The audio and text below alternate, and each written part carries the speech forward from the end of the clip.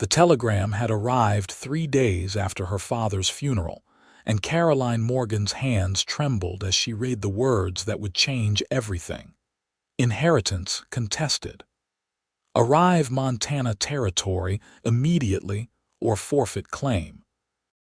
She stood now on the wooden platform of the Elko, Nevada depot, in September of 1878, clutching a worn carpetbag and watching the last wisps of train smoke disappear into the endless blue sky.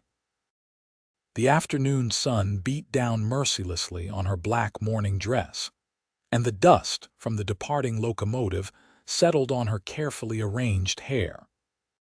She had never been west of Philadelphia until 5 days ago, and now she found herself alone in a territory so vast and foreign it might as well have been another country entirely. The station agent had informed her with barely concealed amusement that the stage coach to Montana had left that morning and would not return for another week. Her father's lawyer's letter, crumpled now in her reticule, had made it clear that time was of the essence. Her uncle was already making moves to claim the ranch her father had left her, citing her inability to manage such property. She needed to be there, needed to stake her claim before the territorial judge ruled in his favor. "Miss Morgan," a gruff voice interrupted her spiraling thoughts. She turned to find a man approaching, and her first instinct was to step back. He was unlike anyone she had ever encountered in her 22 years of sheltered city life. He stood well over 6 feet tall, with shoulders so broad they seemed to block out the sun. Long, dark hair fell past his collar, and several days' worth of beard shadowed his strong jaw. His shirt, rolled to the elbows, revealed forearms thick with muscle, and his leather vest was worn soft from years of use.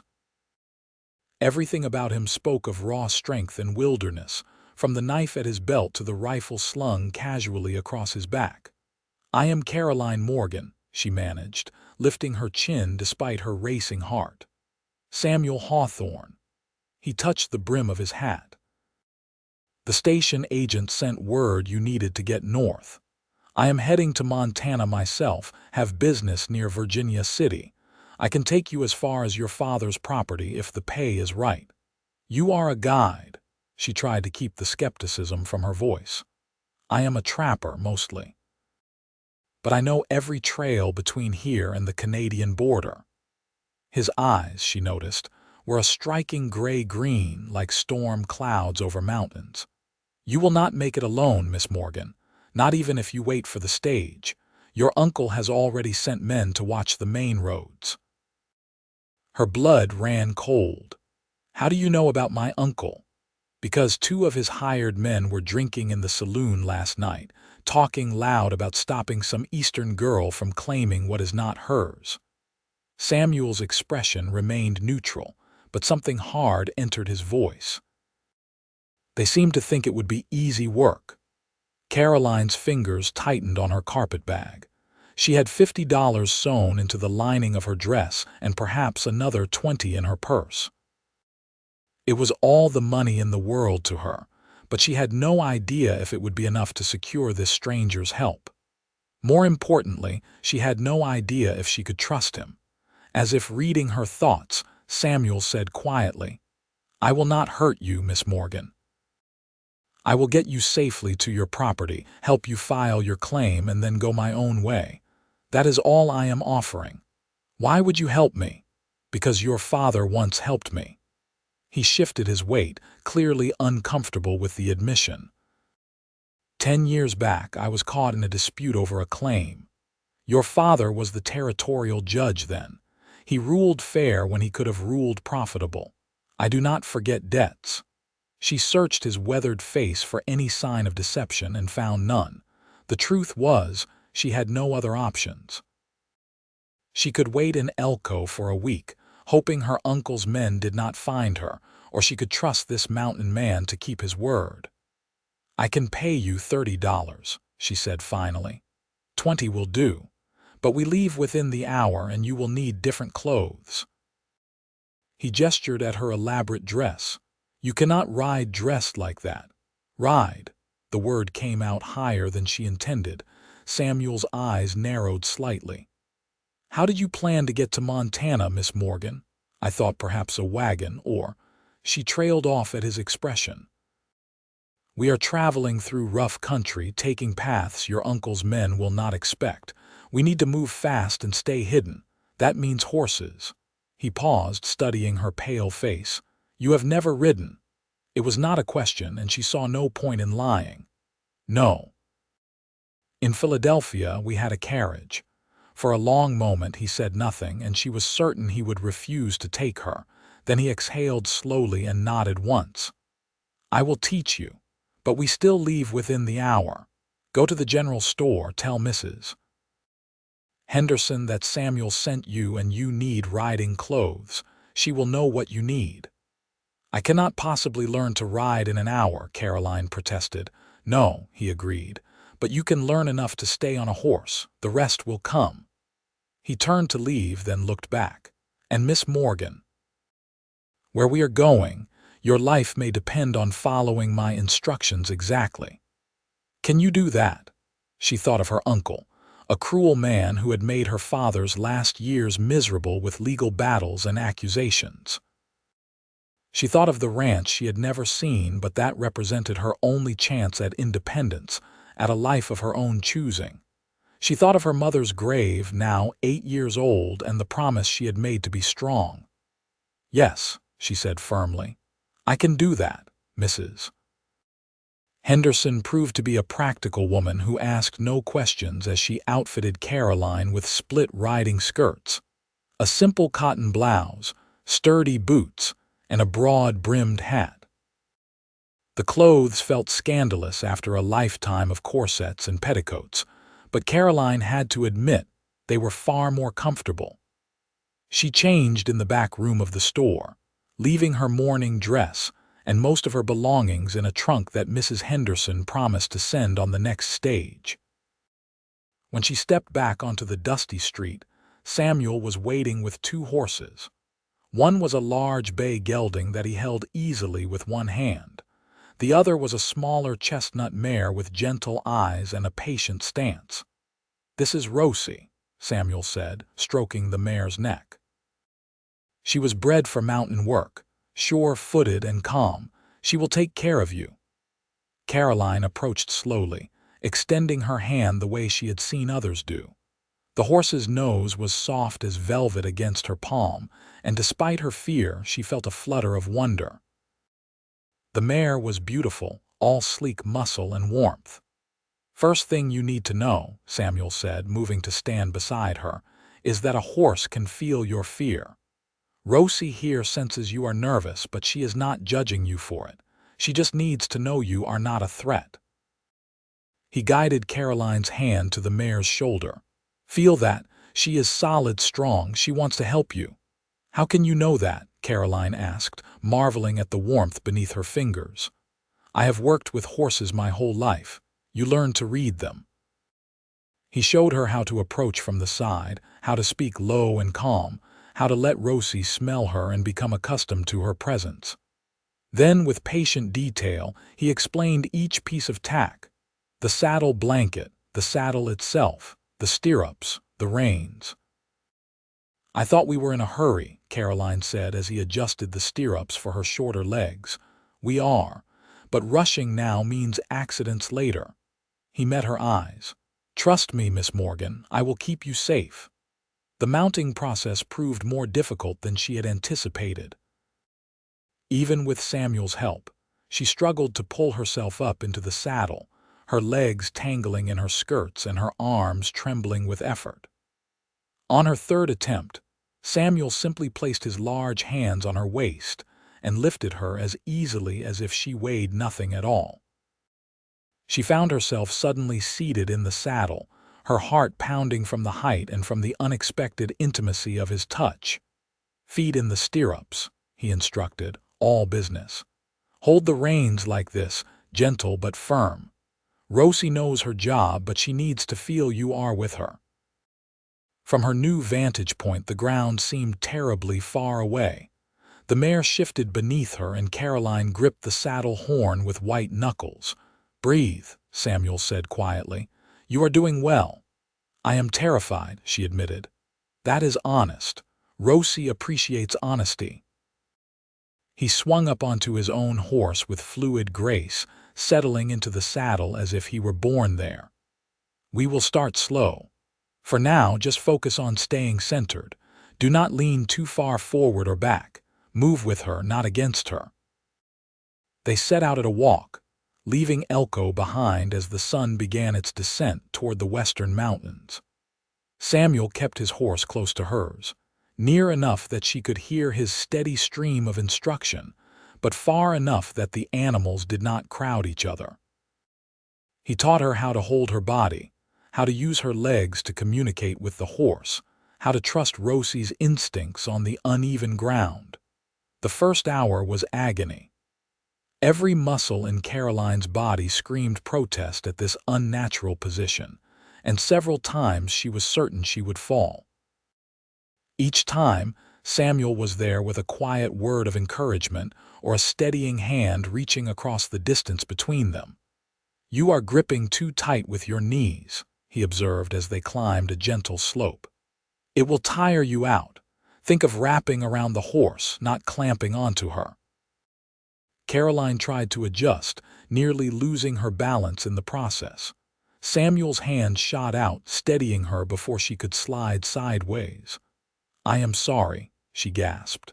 "I am terrible at this." "You have been on a horse for an hour after never riding in your life," he countered. "Most people would have quit by now. You are doing fine."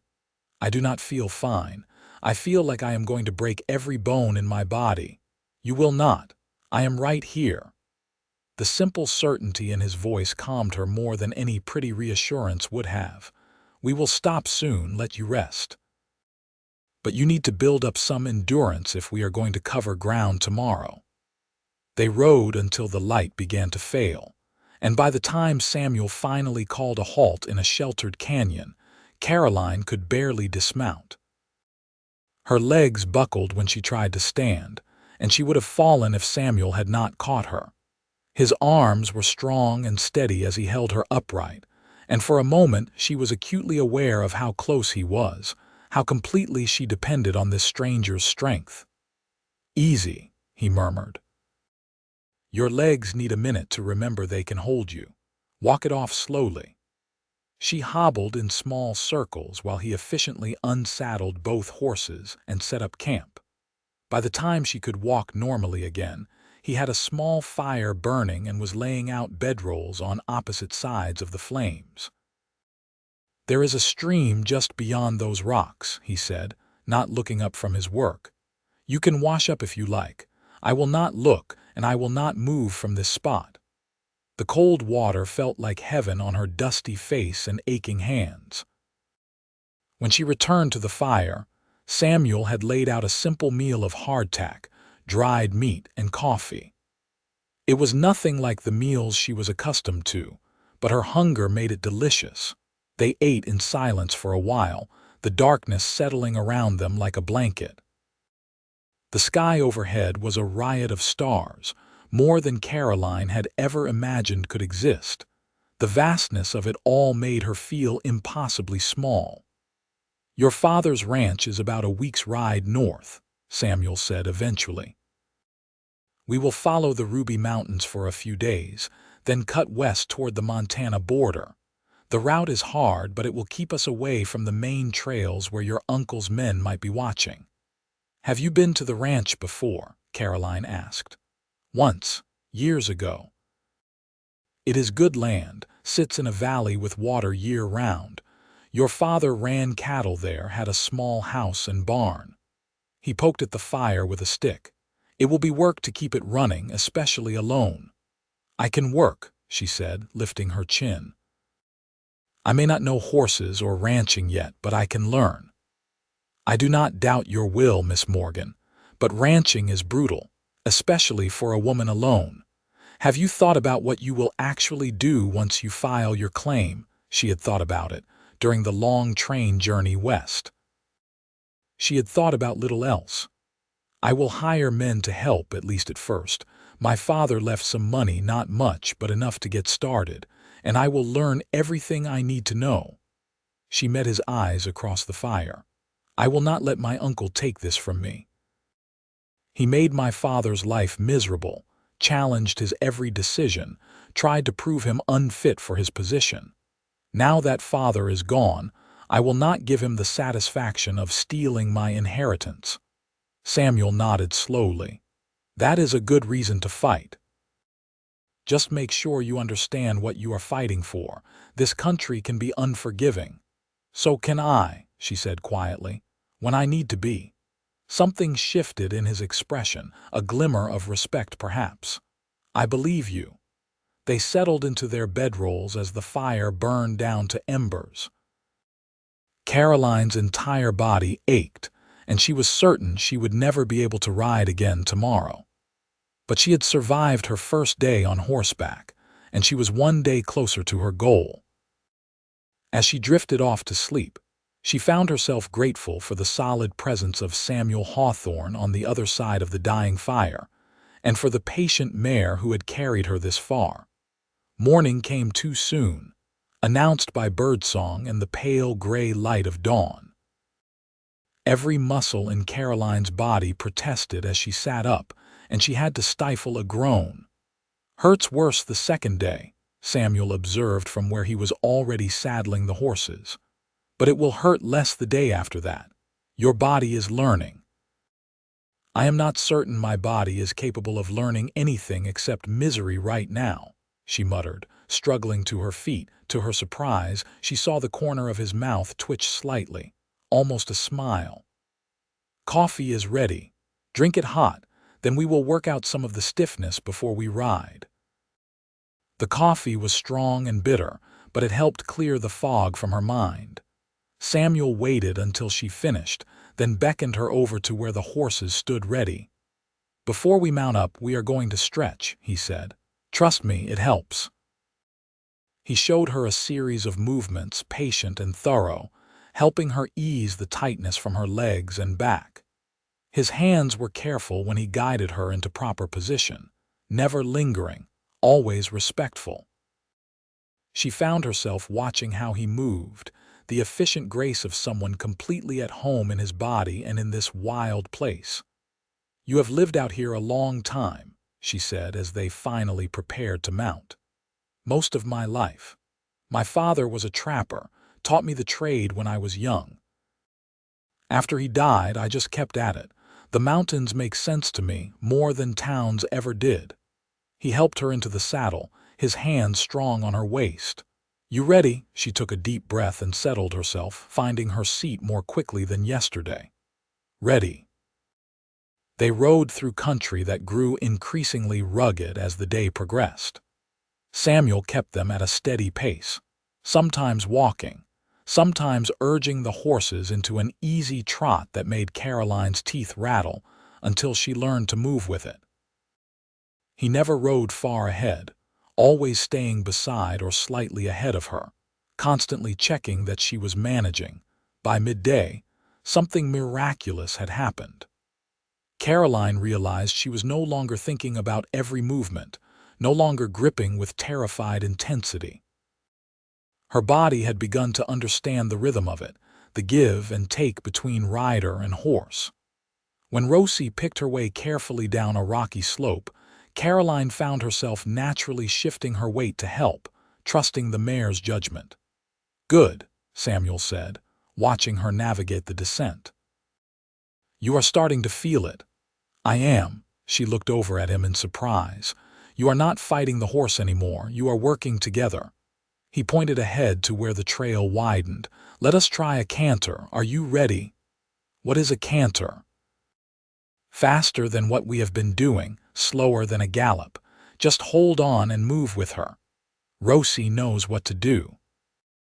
Before Caroline could fully process the terror of this idea, Samuel had urged his bay forward, and Rosie followed naturally, moving into a smooth, rocking gait that was actually easier to sit than the jarring trot. Wind rushed past Caroline's face, and suddenly she was flying, racing alongside this mountain man through country so beautiful it hurt. She felt a bubble of pure joy rise in her chest, and before she could stop herself, she was laughing. Samuel glanced over at her, and this time he definitely smiled, a real smile that transformed his serious face. "Now you understand," he called over the thunder of hooves. They slowed after a few glorious minutes, walking the horses to cool them down. Caroline's heart still raced, but now it was from exhilaration rather than fear. "That was amazing," she breathed. "You did well. Natural seat, good instincts." He patted his horse's neck. "A few more days and you will be riding like you were born to it." Something warm bloomed in her chest at his praise. She had spent her whole life being told what she could not do, what was not proper for a lady, what she was too delicate to attempt. This man simply told her what to do and trusted she could manage it. They stopped for a brief noon meal in the shade of a massive boulder, letting the horses rest and graze. Samuel produced more dried meat and hardtack, along with some dried apples that were a welcome surprise. "How did you learn all this?" Caroline asked, watching as he checked the horses' hooves with practiced efficiency. "The wilderness, the tracking, all of it. My father, mostly. He brought me into the mountains when I was 6 years old. Said a man needed to know how to survive on his own." Samuel moved to check Rosie's hooves, his large hands gentle on the mare's leg. "I learned to hunt, to track, to read weather and find water. By the time I was 15, I was running trap lines by myself." "Did you ever want something different? A town life?" He shook his head. "I visited towns when I needed supplies or wanted company, but I never understood why people chose to live stacked on top of each other when all this existed." He gestured at the vast landscape around them. "Out here, things are honest. A storm does not pretend to be sunshine.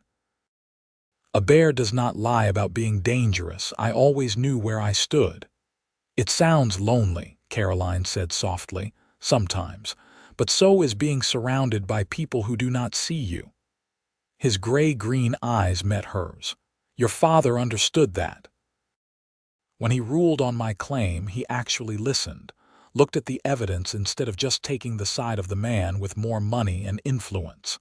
That is rare in my experience." "He was a fair man," Caroline agreed, feeling the familiar ache of loss.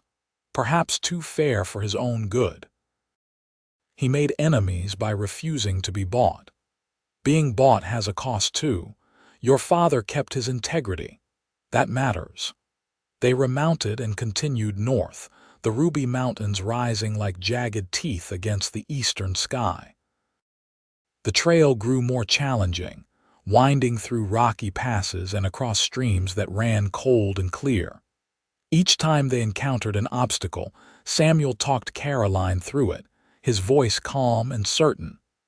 "Let Rosie pick her way across. She can feel the solid stones better than you can see them. Lean back a little on this descent, help her balance your weight. Watch that low branch. Duck down, that is right." By late afternoon, they came to a narrow pass between two steep slopes. Samuel held up a hand, stopping them both. His entire posture had changed, becoming alert and wary. "What is wrong?" Caroline whispered. "Probably nothing. But this is a good place for an ambush." He scanned the rocky heights. "We are going to move through quickly and quietly. Stay close to me." Her earlier joy evaporated, replaced by cold fear. She had almost forgotten why they were taking this difficult route, had let herself become absorbed in the simple challenge of learning to ride. Now reality crashed back. They started through the pass, the horses' hooves echoing off the stone walls. Caroline's heart hammered so loudly she was certain it would give them away. Halfway through, Samuel's hand moved to the rifle on his saddle, his eyes never stopping their scan of the surroundings. Then they were through, emerging into a wider valley as the sun began to sink toward the horizon. Samuel did not relax until they had put another mile behind them and found a sheltered spot in a grove of aspens near a stream. "We were not followed?" Caroline asked as they dismounted. "No, but your uncle's men might have figured out we are not taking the main road. We need to be careful from here on." He began unsaddling the horses with quick, efficient movements. "Tomorrow we will reach harder country. You are doing well, but I need you to stay sharp." They settled into their evening routine, Caroline tending the fire while Samuel saw to the horses and camp security. As they ate, Caroline found herself studying him in the firelight. He was hard to read, this mountain man with his quiet competence and rare smiles. She knew nothing about him really, beyond the few facts he had shared. Yet she trusted him completely, trusted him with her life. "Samuel," she said hesitantly, "thank you. For helping me, for being patient with the riding lessons. I know I have been a burden." He looked up from cleaning his rifle, surprise evident in his expression. "You have not been a burden, Miss Morgan. You have been a quick study and no complaint, despite being thrown into a situation most people could not handle." "Caroline," she said impulsively, "if we are traveling together like this, you should call me Caroline." Something flickered across his face, there and gone too quick to identify. "Caroline," he said carefully, "and you can call me Samuel or Sam if you like." "Samuel suits you better," she decided. "Sam sounds too casual for someone so serious." That almost smile again. "I am not always serious. I have not seen evidence to the contrary. Maybe you are not paying close enough attention." Was he teasing her? The idea was startling and oddly pleasing. "Then I shall watch more carefully," she replied lightly, feeling unaccountably daring. They fell into a comfortable silence, but something had shifted between them. Some invisible line crossed. Caroline found herself acutely aware of him across the fire. The way the light played across his strong features, the easy way he moved, the sense of contained strength in every gesture. The night deepened around them, and eventually they retreated to their bedrolls. But Caroline lay awake for a long time, staring up at the stars and trying to understand the unfamiliar feeling in her chest. She had known Samuel for only 2 days, yet she felt safer with him than she had with people she had known her entire life. More than that, she found herself wanting to know him better, wanting to earn more of those rare smiles, wanting to understand what thoughts moved behind those watchful eyes. The realization should have frightened her. Instead, it felt like coming home. The next 3 days fell into a rhythm that became almost comfortable despite the challenging terrain. Each morning, Caroline woke less sore than the day before, mounted Rosie with increasing confidence, and rode for hours through some of the most spectacular country she could have imagined. Samuel remained a constant presence beside her, teaching her with infinite patience, adjusting her form, offering encouragement when the trail grew difficult. They talked more too, trading stories during their brief rest stops. Caroline told him about growing up in Philadelphia, about her mother's death when she was 14, about her father's increasing troubles with her uncle's machinations. Samuel shared bits and pieces of his life in the mountains, stories of close calls with bears and worse weather, of trappers he had known and lost to the unforgiving wilderness. "You must think me terribly sheltered," Caroline said on their 4th day out from Elko. They had stopped to water the horses at a crystal-clear stream, and she sat on a sun-warmed rock watching the play of light on the water. "I think you were raised in a different world," Samuel replied, checking Rosie's saddle girth. "That does not make you less capable. You have proven that this week. I could not have managed any of this without you. Sure you could have. Maybe not as smoothly and maybe not as safely, but you would have found a way." He looked at her directly, his gray-green eyes serious. "You have steel in you, Caroline Morgan. More than you give yourself credit for." The warmth that spread through her at his words had nothing to do with the afternoon sun. Before she could respond, Samuel stiffened, his attention snapping to something downstream. "What is it?" she asked quietly, already learning to read his signals. "Horses, coming this way, moving fast." He made a quick decision. "Into the trees now, bring Rosie." They led the horses into the dense forest that bordered the stream, moving as quietly as possible over the carpet of pine needles. Samuel positioned them behind a thick stand of evergreens with a clear view of the stream while remaining well hidden. His hand rested on his rifle, and Caroline found herself holding her breath. 3 riders appeared, pushing their horses hard.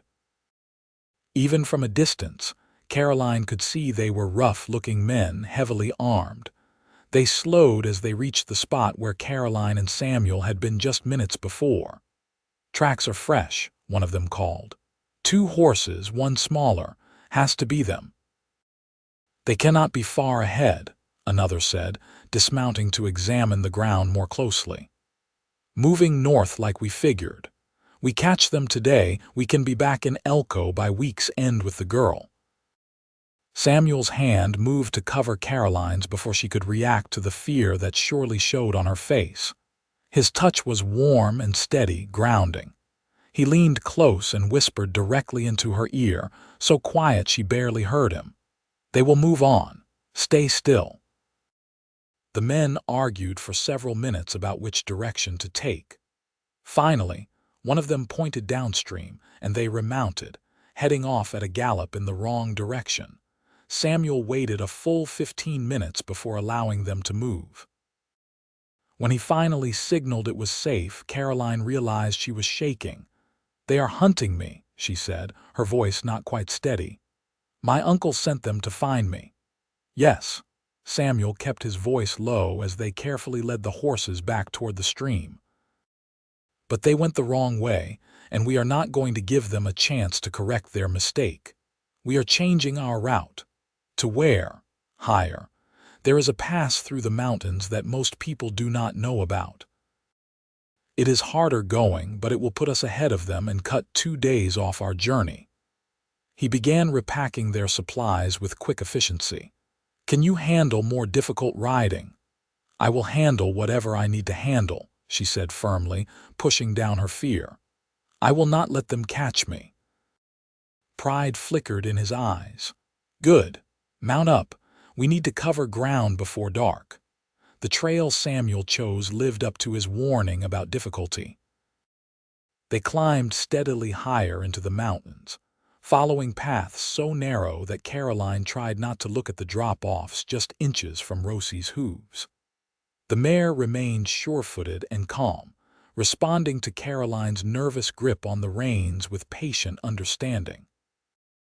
Samuel rode ahead now, needing to scout the trail and make sure they did not encounter any obstacles that would force them to backtrack.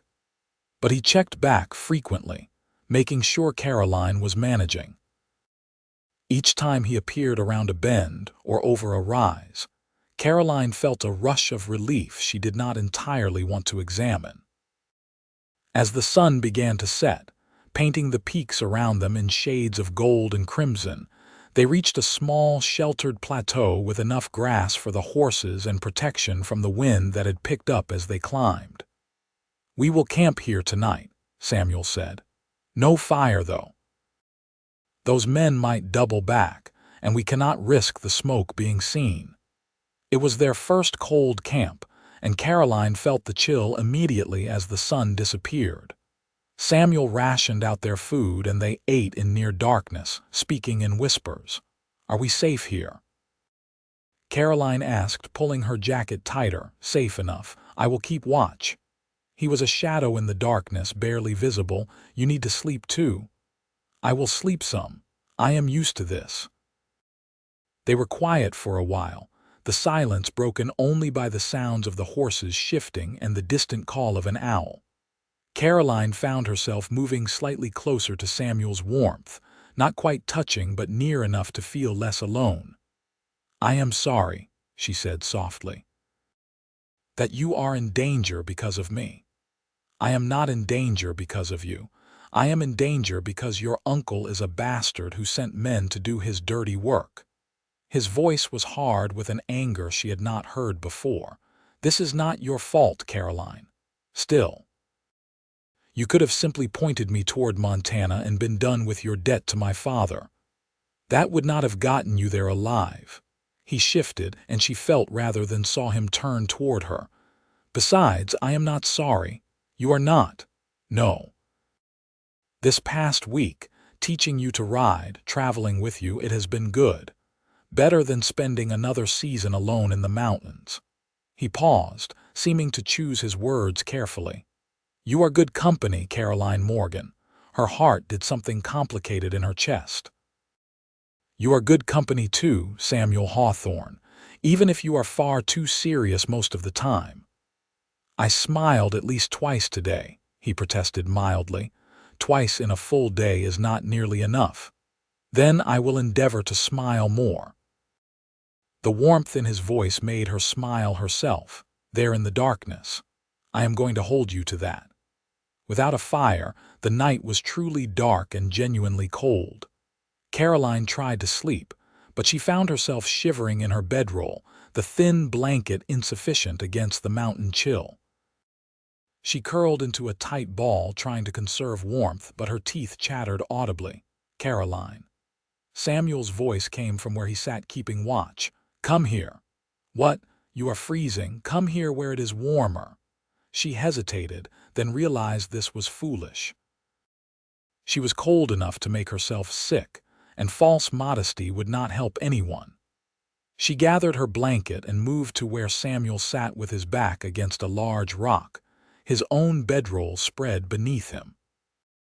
"Sit," he said simply, and when she did, he wrapped his blanket around both of them, creating a shared cocoon of warmth. Better. It was infinitely better.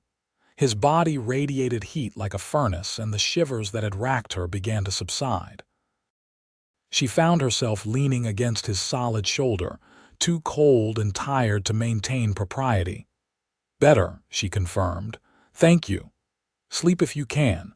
I have got the watch." She should have felt awkward, pressed against him like this in the darkness. Instead, she felt safe. His arm came around her shoulders, holding the blanket in place, and she let herself relax into his warmth. The steady beat of his heart beneath her ear was reassuring, solid proof that she was not alone in this vast wilderness. "Samuel," she murmured, half asleep. "Yes, I am glad it is you." "Helping me, I mean. I am glad it is you." His arm tightened slightly around her shoulders. "So am I, Caroline, so am I." She drifted off with his words warming her as much as his presence, and for the first time since leaving Philadelphia, she felt something like hope. Morning brought clear skies and the reality of their situation. They needed to keep moving, needed to stay ahead of the men hunting them while navigating increasingly difficult terrain. Samuel woke Caroline gently, his hand on her shoulder bringing her from dreams of warmth and safety into the cold reality of dawn. "We need to move," he said quietly. "The pass is another half-day's ride. Once we are through it, we will be in Montana territory and close enough to your father's ranch that we can push hard for it." They ate a quick cold breakfast and saddled the horses in the gray pre-dawn light. Caroline was grateful for the lessons of the past days, her hands now moving through the familiar motions without conscious thought. Rosie nickered softly as Caroline tightened the girth, and she took a moment to stroke the mare's neck. "Thank you, girl," she whispered. "For taking such good care of me." "She likes you," Samuel observed, checking his own saddle. "Horses know good people." "What do they think of you?" Caroline asked with a small smile. "That I am reliable but boring." He helped her mount, his hands lingering perhaps a moment longer than necessary on her waist. "Ready." The trail grew steeper and more treacherous as the morning progressed. They were above the tree line now, moving through country of bare rock and patches of old snow. The wind was constant and biting, and Caroline found herself grateful for every piece of practical clothing Mrs. Henderson had provided. Samuel kept them at a careful pace, never pushing too hard but never stopping for long. His eyes constantly scanned their surroundings, watching for threats both human and natural. Once, he held up a hand and they waited in tense silence while a group of bighorn sheep picked their way across the trail ahead, completely unaware of the humans watching them. It was late afternoon when they finally reached the pass itself, a narrow cut between two towering peaks. Samuel stopped just before entering it, studying the terrain with the intensity Caroline had learned meant he was concerned about something. "What is wrong?" she asked. "The pass is the most dangerous point. If anyone figured out where we are going and got ahead of us somehow, this is where they would wait." He pulled his rifle from its scabbard. "We are going through fast. Stay close to me, and if I tell you to run, you run. Understand?" She nodded, fear tight in her throat but determination stronger. They had come too far to turn back now. They entered the pass at a canter, the horses' hooves loud against the stone. The walls rose steeply on either side, creating deep shadows despite the afternoon sun. Caroline's eyes darted everywhere, seeing threats in every shadow, every outcropping of rock. They were halfway through when the shot rang out. The bullet ricocheted off stone near Samuel's head, and his bay reared in alarm. Samuel controlled the animal with instinctive skill, already wheeling to locate the shooter. "Go," he shouted at Caroline. "Through the pass now." But she saw what he saw in the same instant. Two more riders were blocking the far end of the pass, cutting off their escape. They were trapped. "Into the rocks," Samuel commanded, and Caroline urged Rosie toward a tumble of massive boulders that offered some cover.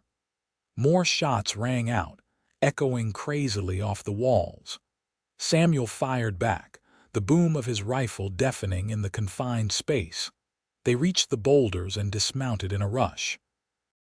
Samuel pushed Caroline down behind the largest stone, putting himself between her and the shooters.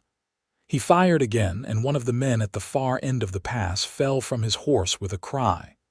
"How many?" Caroline asked, trying to keep her voice steady. "At least 4, maybe more behind us." He reloaded with practiced speed. "Can you shoot?" "I have never held a gun in my life." He pulled a pistol from his belt and thrust it into her hands.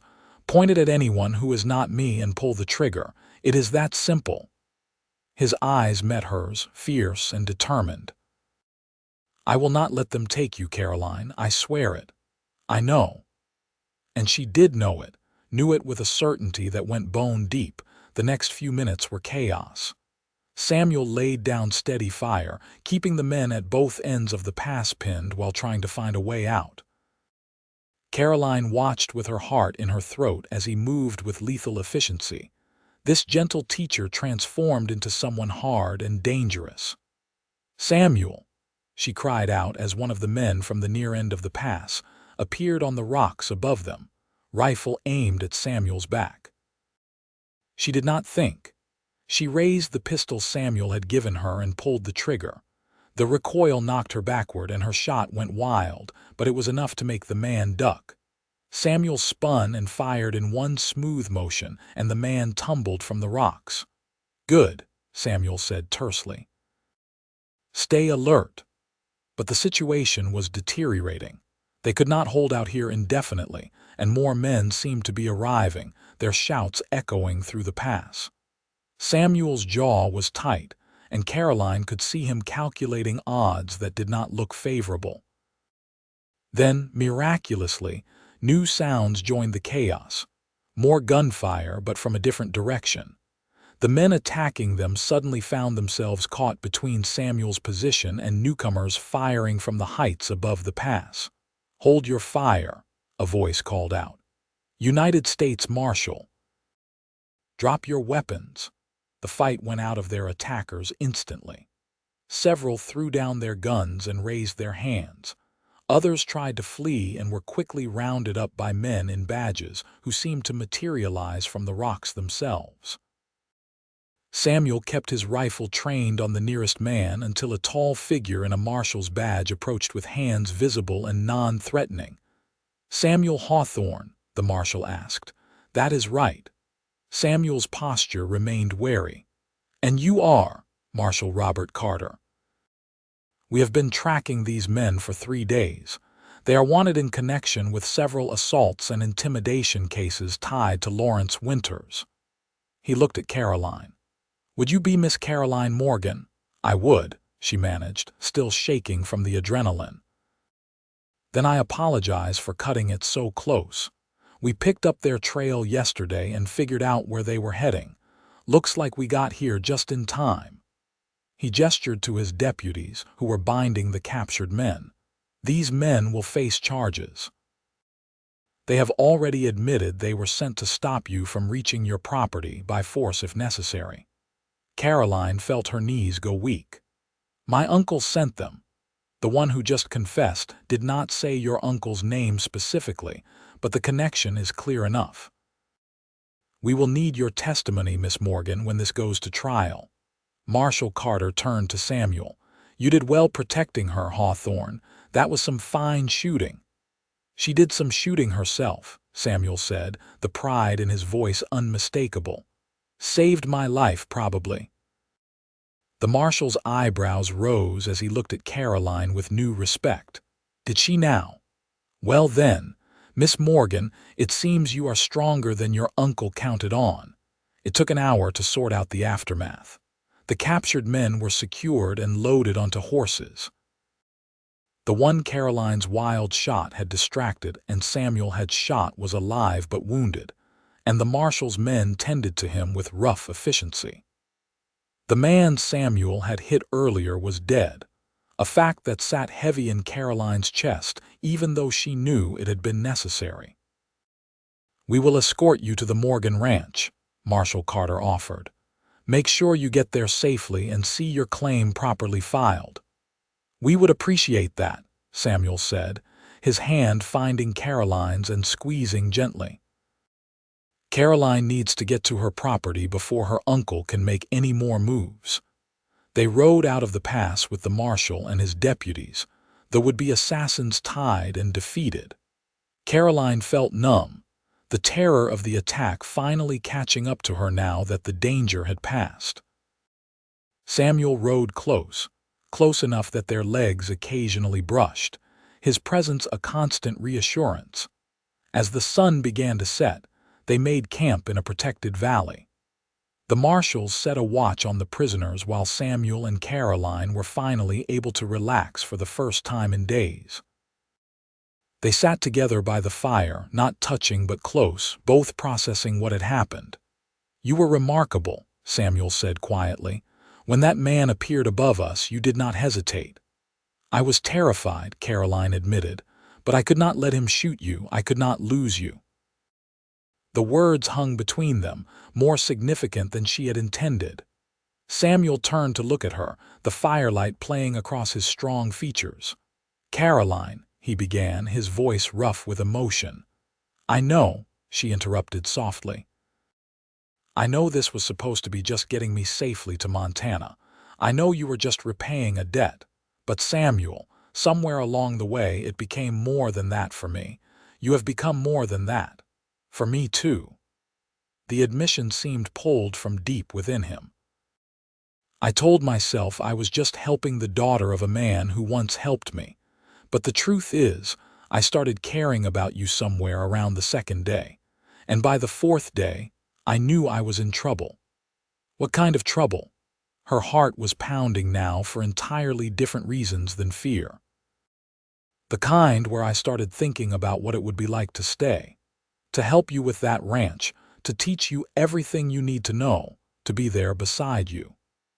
He reached out and gently tucked a strand of hair behind her ear, his calloused fingers soft against her skin. "To see if what I am feeling right now could grow into something lasting." "I think it already has," Caroline whispered. "Grown into something lasting, at least for me, Caroline." Her name was almost a groan. "I am a mountain man. I live rough. I own nothing but my horse and my gear." "You are educated, refined, from a completely different world." "I was from a different world, but I am not that person anymore." She met his eyes steadily. "In less than a week, you have taught me to ride, to survive, to fight for myself. You have shown me a kind of freedom I never knew existed. And you have treated me with more respect and kindness than any of the so-called gentlemen I knew back east. It is not just about respect and kindness." "No," she agreed. "It is about a lot more than that." He cupped her face in his large, gentle hands. "I am falling in love with you, Caroline Morgan. Have been since you laughed while we were cantering, so full of joy and courage. And I need you to know that before this goes any further, because if you do not feel the same, I need to leave before my heart gets so tangled up in you that I cannot find my way back out. Then I am afraid your heart is already tangled beyond saving," she said, her own voice breaking with emotion. "Because I am falling in love with you too. Maybe I have been since you first lifted me onto Rosie's back and told me I could do this, since you believed in me when I did not believe in myself. Caroline." This time her name was almost reverent. He kissed her then, soft and careful, as if she were something precious he was afraid to break. She leaned into him, her hands fisting in his shirt, kissing him back with all the emotion of their intense week together. When they finally broke apart, both breathless, his forehead rested against hers. "I will stay," he said firmly. "If you want me, I will stay and help you build that ranch into something your father would be proud of. I will ride beside you, teach you everything I know, and spend every day earning the trust you have placed in me." "I want that," she said through tears that were entirely happy. "I want all of that. I want you. Then you have got me, for as long as you will have me." They sat together by the fire, wrapped in each other's arms, while the marshals diplomatically found reasons to be busy elsewhere.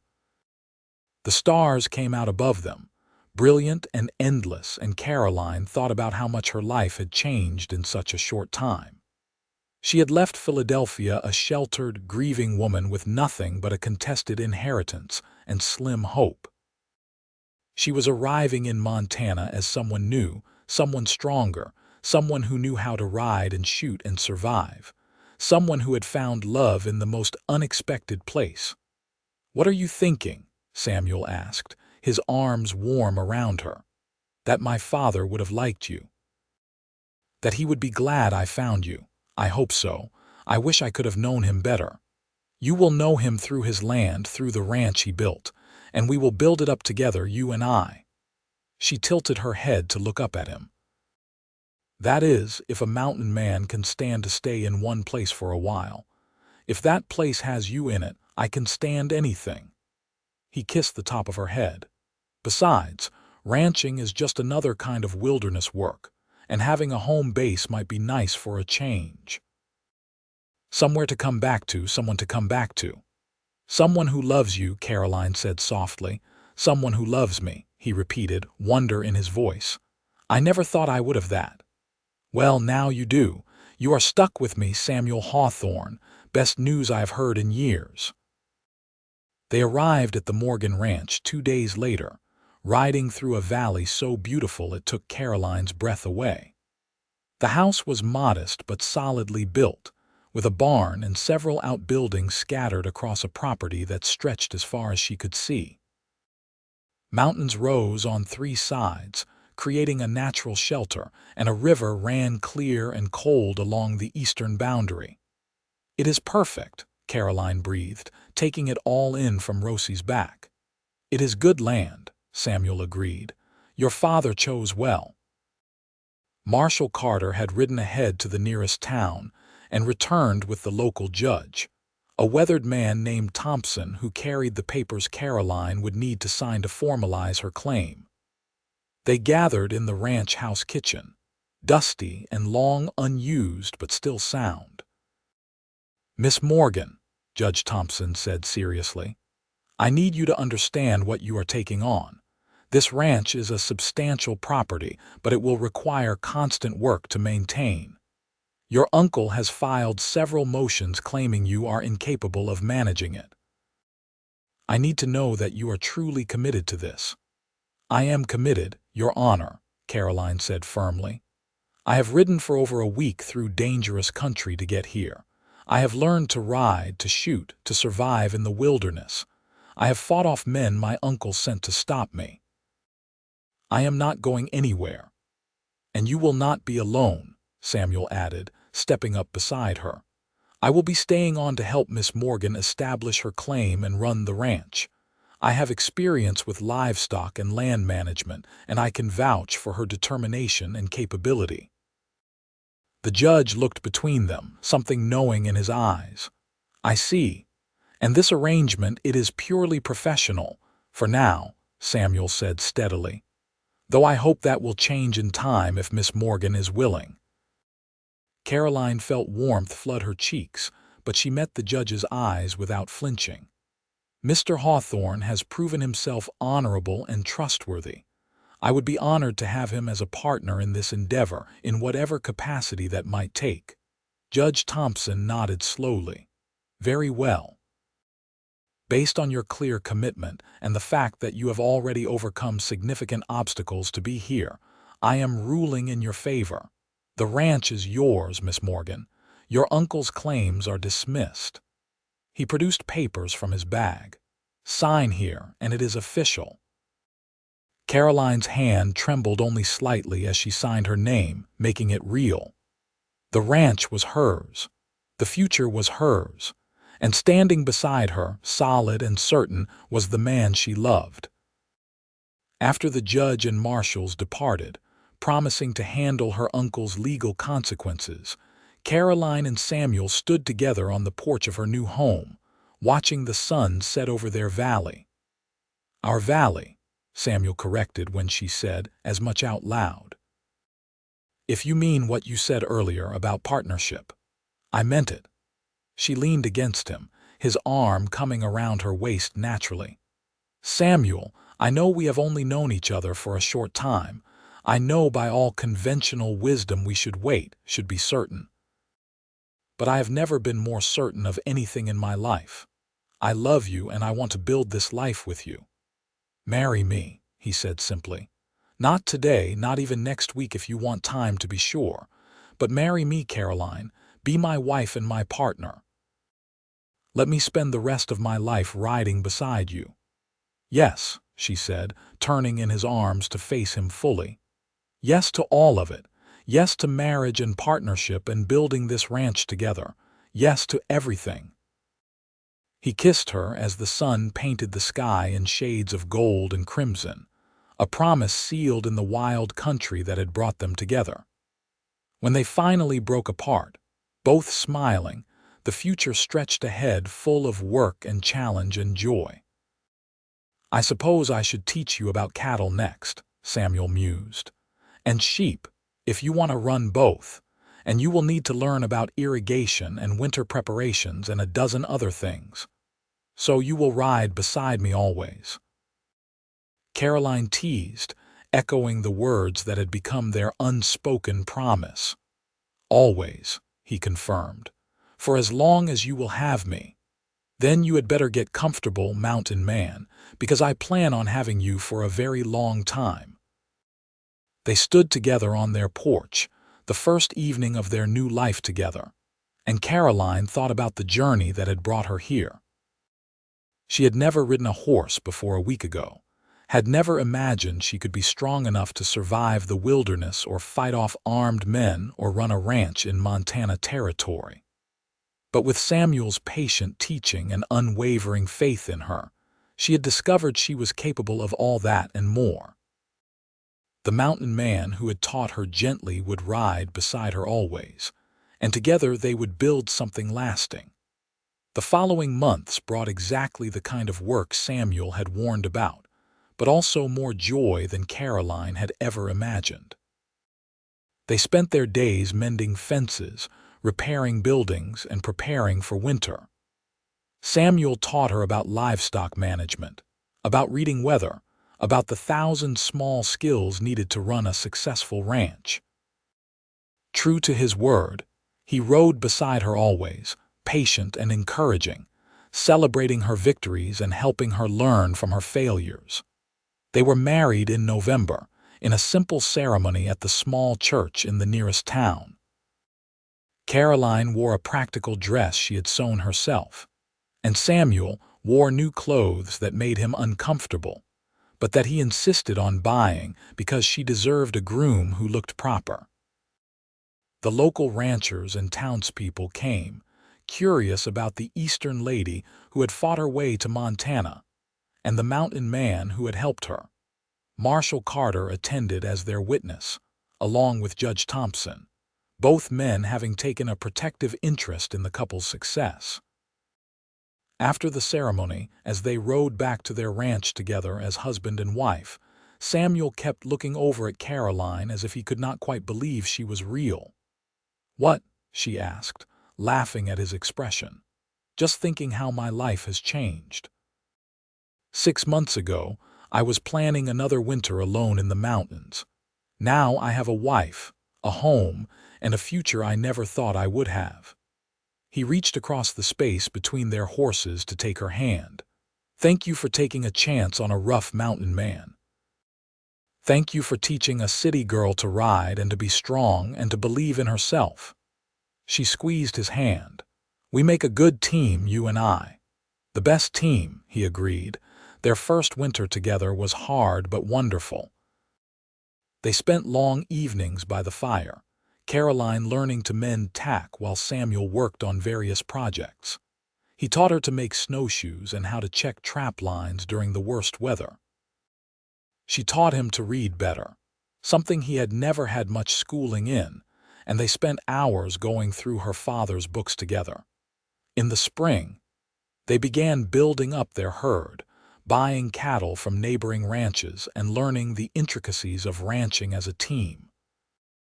Samuel's wilderness skills proved invaluable when they needed to track strays or deal with predators. Caroline's organizational abilities and attention to detail ensured they kept proper records and managed their finances well. News came that her uncle had been charged with conspiracy and attempted assault, the testimony of the men he had hired damning him completely. Caroline felt no joy in his downfall, only relief that he could no longer threaten her or anyone else. The money her father had left her was finally released, and she and Samuel used it to make more improvements to the ranch. By their first anniversary, the ranch was thriving. They had a solid herd, good relations with their neighbors, and a reputation for fair dealing and hard work. Caroline could now outride many of the men in the territory, her skills with horses having developed into genuine talent. Samuel had taught her tracking and hunting as well, skills that came in handy when providing for their table. But the best news came in the spring of their second year together. Caroline discovered she was pregnant, and Samuel's joy was so profound and pure that it brought tears to her eyes. "A baby," he kept saying, his large hand gentle on her still flat belly. "Our baby. Caroline, are you happy? Is this what you want?" "More than anything," she assured him. "You are going to be an amazing father. I will try. I will teach them everything I know about the land and the animals and how to be strong but gentle." He kissed her softly, "Just like I taught their mother. Their mother who could not stay on a horse to save her life when you first met her," Caroline reminded him with a laugh. "Their mother who faced down armed men and rode through mountain passes and built a ranch from almost nothing. Their mother who is the bravest person I have ever known." Their son was born in late autumn, healthy and loud and perfect.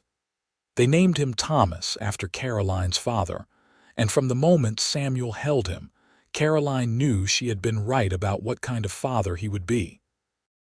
He was patient and gentle and utterly devoted, just as he had been when teaching Caroline to ride.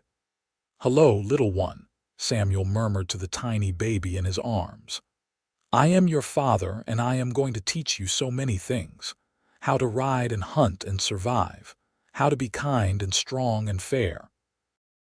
How to love your mother as much as I do, which is more than all the stars in the sky." Caroline watched them together, her heart so full it hurt. She thought about the terrified woman who had stepped off the train in Elko less than 3 years ago, alone and desperate. That woman would not have believed that this life was possible, this happiness. Thomas grew strong and healthy, and by the time he was 2, a little sister joined him.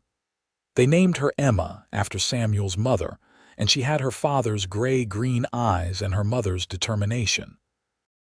Samuel taught them both to ride as soon as they could walk, the same patient, gentle teaching he had given Caroline.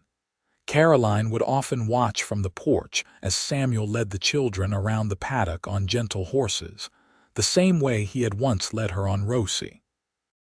The mare was older now, retired from hard work, but still Caroline's favorite mount for gentle rides around the property. "You taught me well," Caroline said one evening as they sat together watching the sunset, the children playing nearby. "Everything I know about this life, about being strong, about surviving and thriving, I learned from you." "You taught me too," Samuel replied, pulling her close. "About opening my heart, about trusting someone completely, about what it means to have a home.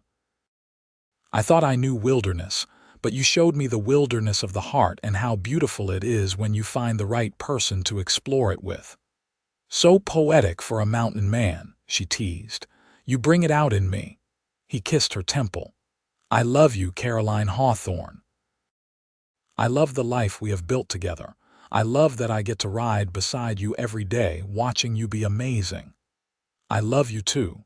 Thank you for teaching me to ride, for teaching me to be brave. You were always brave, I just helped you see it." Years passed full and rich. The ranch prospered, growing from a modest operation to one of the most successful in the territory. Thomas and Emma grew up strong and capable, learning from both parents. Thomas had his father's skill with tracking and wilderness survival, while Emma developed an unexpected talent for breaking and training horses. Other children joined them over the years, each one loved and welcomed. Samuel proved to be exactly the father Caroline had known he would be, patient and strong, teaching his children with the same gentle firmness he had once used to teach their mother. When Montana achieved statehood in 1889, the Hawthorns were well-established and respected members of their community.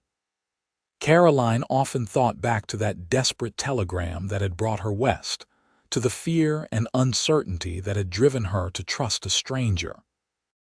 It had been the best decision of her life.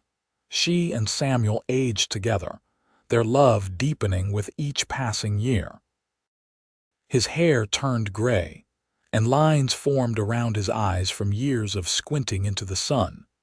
But to Caroline, he was still the strong mountain man who had lifted her onto a horse and promised to ride beside her always. They kept that promise to each other, through good seasons and bad, through the challenges of ranching and raising children, through all the joys and sorrows that make up a life. On their 25th anniversary, Samuel presented her with a painting he had commissioned from a traveling artist. It showed a man and woman on horseback, riding side by side through a mountain pass, the morning sun illuminating their path. "So we never forget where we started," he said softly. "Two people from different worlds brought together by fate and a debt I owed your father." "The best debt ever paid," Caroline said, studying the painting with misty eyes. "You gave me so much more than safe passage to Montana, Samuel. You gave me everything. And you gave me a reason to stay still long enough to build a life. Before you, I was just drifting, never staying anywhere long enough to matter. You taught me what home means." They hung the painting in their bedroom where they could see it every morning and remember the journey that had brought them together. As the years continued to pass, as their children grew and had children of their own, as the ranch continued to thrive, that painting remained a testament to their beginning. Samuel taught all their grandchildren to ride with the same gentle patience he had shown Caroline, and she would watch with a full heart as he guided tiny hands on reins and explained how to move with the horse, not against it. He told them the story of how their grandmother had never ridden before but learned because she was brave and determined, and how he had ridden beside her always, just as he always would.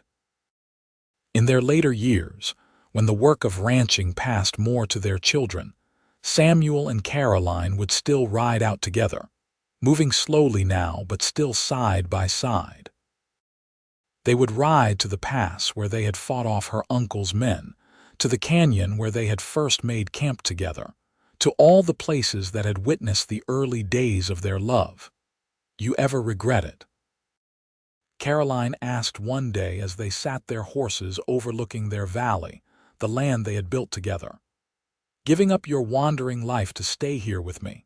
Samuel reached across to take her hand, his grip still strong despite his age. "Not for a single moment.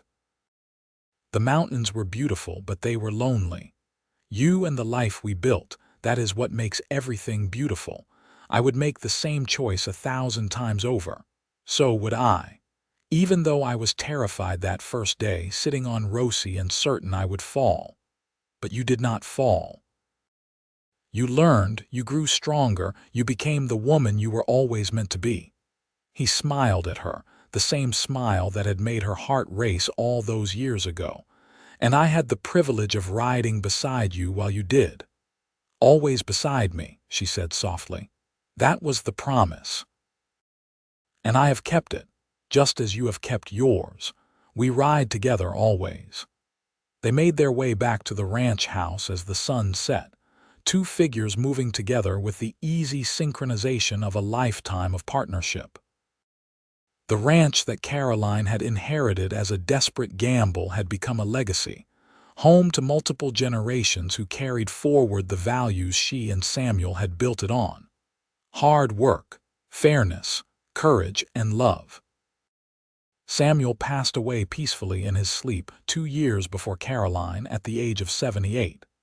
She held his hand as he took his last breaths, grateful that his end was peaceful, grateful for every moment they had shared. His last words were, "I will wait for you wherever the trail leads next. And we will ride together again." Caroline continued on for those 2 years, still riding Rosie's great-great-granddaughter around the property, still overseeing the ranch with the sharp mind that had served her well for decades. She told their story often to anyone who would listen, wanting the grandchildren and great-grandchildren to understand that the life they enjoyed had been built on love and determination, and a mountain man's patient teaching. When her own time came, she was ready. She had lived a full life, richer than anything she could have imagined that day in Elko when a stranger offered to help her reach Montana. Her children and grandchildren gathered around her, and her last words were of Samuel and the promise they had made to each other so long ago. "He is waiting," she whispered with a smile, "to ride beside me always, and this time I already know how." The family buried her next to Samuel on a hill overlooking their valley with a view of the mountains where their love had first bloomed. The headstone was simple but profound. "Together on the trail, together forever." And between the two names, the artist who had painted their anniversary portrait carved an image of 2 figures on horseback, riding side by side into eternity. The ranch continued through the generations, each new owner adding their own chapter to the story, while honoring the foundation that Samuel and Caroline had built.